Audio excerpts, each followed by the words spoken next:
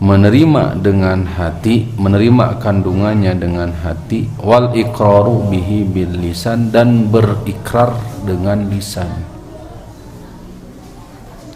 Menerima kandungannya dengan hati dan ikrar dengan lisan.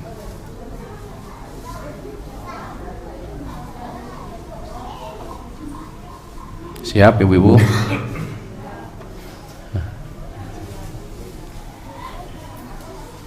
Waqad qasallahu azza wa jalla alaina min anba'i ma qad sabaqa min inja'i man qabilaha wa intiqamihi mimman raddaha. Telah mengabarkan Allah azza wa jalla di dalam Al-Qur'an umat terdahulu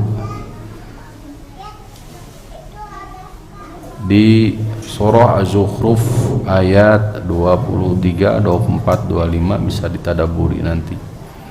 Allah berfirman, a'udzubillahi minasyaitonir rajim, wa kadzalika ma arsalna min qablika fi qaryatin min nadirin. Demikianlah kami tidaklah kami utus sebelummu wahai Muhammad di satu qaryah seorang pemberi peringatan, illa qala mutrafuha, kecuali pembesar-pembesar mereka, tokoh-tokoh mereka mengatakan, inna wajadna aba'ana ala ummah, sesungguhnya kami telah mendapati aturan pada nenek moyang kami terdahulu. Wa inna ala atharihi muqtadun, dan sesungguhnya di atas aturan mereka itulah kami mengikuti. Qala awalau ji'tukum bi ahda mimman wajadtum alaihi abaukum qalu inna bima ursiltum bihi kafirun fantaqumna minhum fanzur kaifa kana akibatul mukadzibin. Nah, ini kisah bagaimana orang-orang yang mendustakan kalimat tauhid, dakwahnya para anbiya war rusul. Kaum musyrikun lam yanfa'u ma nafatu hadil kalimah wa lam yusbitu ma asbatahu bal qalu inkaron wastikbaron. Jadi kaum musyrikin terdahulu tidak menafikan apa yang dinafikan dari kalimat tauhid. Kalimat tauhid la ilaha illallah itu ada nafyun dan ada isbat. Menafikan apa? Menafikan seluruh sesembahan selain Allah. Kaum musyrikin tidak menafikan sesembahan. Menafikan itu menolak. Mereka tidak menolak sesembahan selain daripada Allah. Walam yusbitu, dan mereka juga tidak menetapkan apa yang telah ditetapkan Allah. Apa yang ditetapkan oleh Allah, yaitu illallah. Sembahan itu, ibadah itu murni milik siapa? Allah. Balqalu, dan justru mereka mengatakan inkaron, pengingkaran serta kesombongan. Inna wajadna aba'ana ala ummah, kami telah mendapati aturan itu pada nenek moyang kami dahulu. Wa inna ala atharihim lamuqtadun, dan sungguhnya kami akan mengikuti aturan nenek moyang kami itu. Padahal bapak-bapak kalau ditelusuri, ya pertanyaannya adalah nenek moyang yang mana? Tidaklah mereka mengatakan nenek moyang kecuali nenek moyang yang memang sepemahaman dengan mereka. Karena hakikat nenek moyang tiada bukan generasi pertama, tiada bukan siapa? Nabi Adam alaihissalam, bapak kita. Nabi Nuh alaihissalam. Tidak diragukan lagi, mereka berada di atas apa? Tauhid. Saya paham ya? Jadi subhatnya mereka itu, boleh bilang subhat ini, dengan mengatakan kami telah mendapati aturan pada nenek moyang. Kalau ditanyakan, disodorkan kepada mereka, yang dimaksud oleh bapak nenek moyang itu siapa, Pak? Gitu. Maka yang dimaksudkan oleh mereka adalah siapa? Nenek moyang para pendahulu mereka yang satu alur, satu frekuensi dengan mereka, satu pemahaman dengan mereka. Karena kalau disodorkan kepada mereka nenek moyang di atas tauhid, kira-kira nerima nggak? Sama seperti nenek moyang mereka. Jadi kalau berbicara nenek moyang, ada yang berada di atas hak, itu nenek moyang yang di atas hak berarti. Ada nenek moyang yang sebagai ya kalau istilah golongan kanan kiri di situ berarti istilahnya pengingkar, yang mengingkari dakwahnya. Di antara Nabi Nuh alaihissalam. Berarti mereka itu mengikuti yang mana? Nenek moyang mana? Mengikuti nenek moyang yang mengingkari, bukan mengikuti nenek moyang yang justru mendakwahkan tauhid. Nabi Nuh alaihissalam di antaranya. Coba baca saja Quran surah Nuh secara gamblang bagaimana dakwahnya Nabi Nuh alaihissalam. Bayangkan saja Bapak, bukan 1 tahun 2 tahun kan? Berapa? 950 tahun. Kita mah kerek ngaji sabaraha kali. Gitu. Tuh. Jadi PR kita banyak banget, Pak. PR kita banyak banget.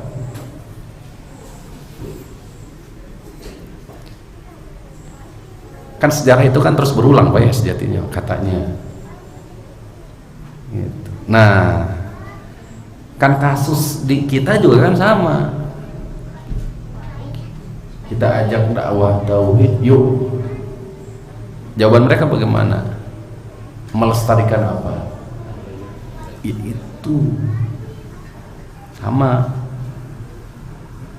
Sejatinya Islam juga menghormati, karena ada kaidah al-adatu muhakam, adat itu, budaya itu diangkat sebagai hukum dasar dalam Islam, itu dijunjung, tapi dengan catatan selama tidak bertabrakan dengan syariat tuh. Jadi dimasukkan ke dalam asas dasar hukum gitu. Nah, subhanallah ya. Jadi, nah kaum musyrikun itu mereka menafikan atau tidak menafikan apa yang telah dinafikan oleh Allah. Mereka juga tidak menetapkan apa yang sudah Allah tetapkan. Sebab kesombongan, pengingkaran, atau nanti muncul hasadan min indi anfusihim, karena hasad, kedengkian mereka lah sehingga mereka nolak. Walaupun sejatinya kelahiran Nabi Muhammad SAW itu ya'rifunahu kama ya'rifu abnahum, betul-betul mereka itu sejatinya mengenal banget Rasulullah SAW, karena di dalam Taurat dan Injil itu sudah betul-betul cirinya itu ada jelas. Bahkan mereka dikatakan di ayat ya, mereka mengenali Rasulullah itu di dalam Taurat dan Injil mereka itu seperti persis mengenali anaknya, bahkan lebih. Tapi karena kenapa? Hasadan min indi anfusihim, karena hasad, kedengkian mereka lah menutupi pintu hak sehingga tolak sudah. Tuh. Demikian pula kaum musyrikin itu fitrahnya menerima dan mengakui Allah sang pencipta, pemberi, pengatur. Wala in sa'altahum man khalaqas samawati wal arda la yaquluna Allah. Jika engkau tanya kepada mereka siapa yang menciptakan langit dan bumi, jawaban mereka Allah. Semestinya tauhid rububiyah itu mustalzimun, harus berbuah tauhid ibadah sakulu nama. Kalau tahu Allah yang menciptakan dan mengatur rezeki, kan seharusnya meminta dan beribadah hanya kepada siapa? Pada Allah. Lihat surah Al-Baqarah ayat 21, 22, 23. Tapi apa yang menyebabkan mereka ingkar, musyrik, kafir? Itu dia kesombongan.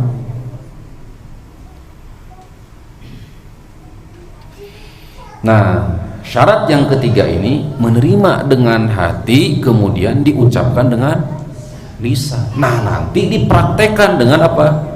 Anggota badan. Jadi tiga perangkat inilah yang barangkali sebagai pembuktian asidku, kejujuran dalam mengucapkan kalimat tauhid itu.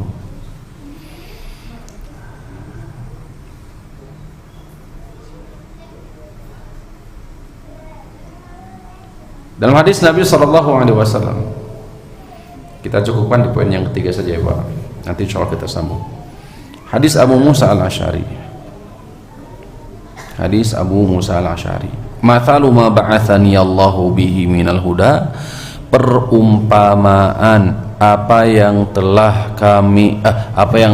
Allah mengutusku berupa hidayah dan ilmu. Jadi perumpamaan manusia di hadapan hidayah dan ilmu, ini bagus nih terakhir kita, seperti air hujan lebat, asoba arodon, turun mengenai tanah, dan tanah itu kan beragam. Fakana minha naqiyatun qabilatil ma'a fa'anbatatil kal'a wal usyubal katsira. Ada tanah yang betul-betul subur sehingga air menyerap, menerima, sehingga menumbuhkan apa? Menumbuhkan rumput-rumputan, tumbuh-tumbuhan. Ada juga jenis tanah minha ajadibu amsakatil ma'a fanafa Allahu bihan nasa. Tanah tapi datarannya keras sehingga tidak bisa menyerap air, gitu, sehingga tidak bisa menumbuhkan apa? Rumputan atau tumbuh-tumbuhan. Hanya saja masih ada faidah, manfaat, menampung air, sehingga orang-orang bisa mengambil faidah dari air tersebut, dari tanah tersebut. Yang ketiga adalah tanah lamping itu kayak itu tuh. Tanah cadas yang permukaannya apa? Miring. Tebing, berupa tebing. Kermah cadas gitu. Air gak bisa nerima sehingga gak bisa memberikan manfaat. Tumbuh juga, menumbuhkan juga enggak. Maka kata Rasulullah, fadzalika, demikian itulah masalu man faquha fi dinillah. Itulah perumpamaan manusia dalam bab tafaquh fid din. Jadi perumpamaan manusia dalam tafaquh fid din, dalam ngaji, dalam memahami agama itu seperti tiga tanah ini. Ada yang subur, manfaat untuk dirinya, juga bermanfaat untuk yang lain. Ada juga tanah kedua, untuk dirinya seperti apa tadi? Masih mendatangkan manfaat untuk siapa? Orang lain. Tuh. Maka kata Rasulullah SAW, nah yang ketiga ini seperti apa? Tanah cadas. Wa masaluman, demikianlah perumpamaan orang yang tafaquh fid din wa nafa'ahu ma ba'atsani Allahu bihi, dan memberikan manfaat apa yang telah Allah utus berupa hidayah dan ilmu. Fa'alima wa 'allama, maka dia belajar menuntut ilmu, wa 'allama, dan dia sampaikan, dia ajarkan. Wa mathalu man malam yarfa' bidzalika ra'san, ada juga perumpamaan orang yang tidak diangkat kepalanya, derajatnya. Walam yaqbal hudallahi alladzi ursiltu bihi, serta tidak menerima hidayah petunjuk Allah yang telah aku diutusnya, sebabnya aku diutus. Hadirin rahiman wa rahimakumullah, mudah-mudahan kita termasuk hamba yang diberikan taufik oleh Allah Rabbul Alamin, kemudahan untuk senantiasa menuntut ilmu, ya, menebar kebaikan, ya. Jadilah orang yang pertama penuntut ilmu, kemudian menyampaikan ilmu, mendakwahkan ilmu, bersabar di atas ilmu. Allahumma amin. Demikian barangkali itu yang bisa kita sampaikan untuk pertemuan kali ini. Insyaallah taala kita akan lanjutkan di pertemuan berikutnya. Kurang lebih kami mohon maaf. Subhanakallahumma rabbana wa bihamdika la ilaha illa anta astaghfiruka wa atubu ilaik. Assalamualaikum warahmatullahi wabarakatuh.